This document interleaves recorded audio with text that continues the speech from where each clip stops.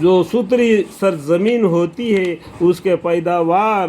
تو خدا کے حکم سے خوب نکلتی ہے، جو خراب ہے اس کے پیداوار اگر نکلی بھی تو بہت کم نکلتی ہے۔ اس طرح ہم ہمیشہ دلائل کو طرح طرح سے بیان کرتے رہتے ہیں ان لوگوں کے لیے جو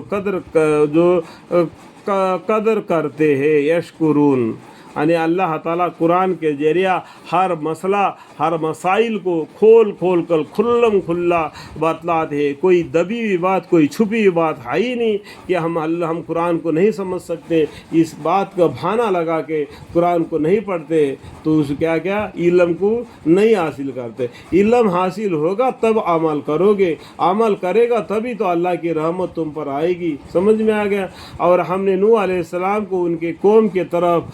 بھیجا، سو انہوں نے فرمایا اے میری قوم، تم صرف اللہ کی عبادت کرو، اس کے سوا کوئی تمہارا معبود ہونے کے قابل نہیں، مجھ کو تمہارے لیے ایک بڑے سخت دن کا عذاب کا اندیشہ ہے۔ جو نوح علیہ السلام کو اللہ تعالیٰ نے پیغمبر بنا کر بھیج دیا، نوح علیہ السلام نے آگے دنیا کی قوم سے کہہ دیا اس طریقے سے، اور ان کے قوم کے آبردار لوگوں نے جو اس قوم میں جو پیسے والے تھے وہ گھمنڈ میں آ کر کہنے لگے کہ ہم تم کو سریع غلطی میں مبتلا دیکھتے ہیں، تم کو کس نے جادو کر دیا، کس نے کچھ کر دیا، اس طریقے سے باتیں بنا رہے کر کے جو رئیس آدمی ہے، جو دین اسلام کو چھوڑ کر دوسرے طریقے سے زندگی گزار رہے، وہ لوگ یہ نوح علیہ السلام کو جھٹلا دیا۔ انہوں نے فرمایا، نوح علیہ السلام نے فرمایا کہ اے میری قوم، مجھ میں تو ذرا بھی غلطی نہیں، لیکن میں پروردگار